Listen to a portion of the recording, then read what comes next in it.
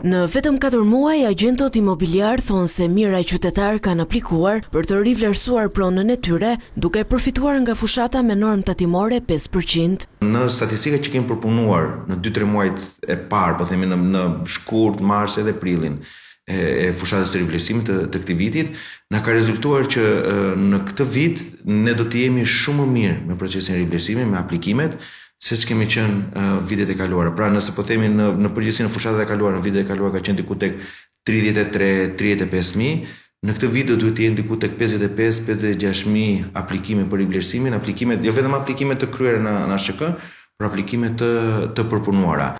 Veç Tiranës, një interes i lartë për të rivlerësuar pasurinë është vënë re edhe në zonat bregdetare, veçanërisht në Vlorë.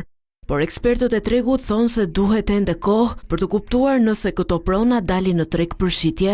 Është shumë herët sepse duhet të përpunohen, besoj që deri në fund vitit duhet të përpunohet edhe një dhënë tjetër, dhëna e kontratave të shitblerjes gjatë 2026, për kuptuar nëse janë rivlerësuar 55.000 pasuri, por në të njëjtën kohë janë tregtuar rreth 35.000, aty ne mund të shikojmë që 20.000-shja ka qenë vetëm për të reflektuar vlerën e saktë, vlerën e tregut në kartelën e pasurisë. Për shkak të numrit të lartë të aplikimeve, edhe tatimet po mbledhin më shumë të ardhura. Në mars, prill, maj, qershor, tatimet kanë pasur mundësi të argëtojnë rreth 50 milion euro nga procesi i rivlerësimit.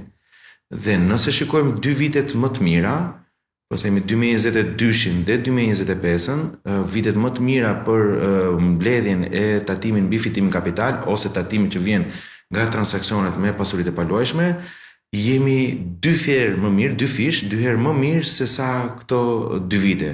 Dhe nëse ndjekim mesatare mujore, deri në fund të këtij vitit, për shkak të procesit të rivlerësimit, tatimet do të grumbullohen të paktën 2 fishin e 2022 dhe 2025, po themi respektivisht vitet më të mira.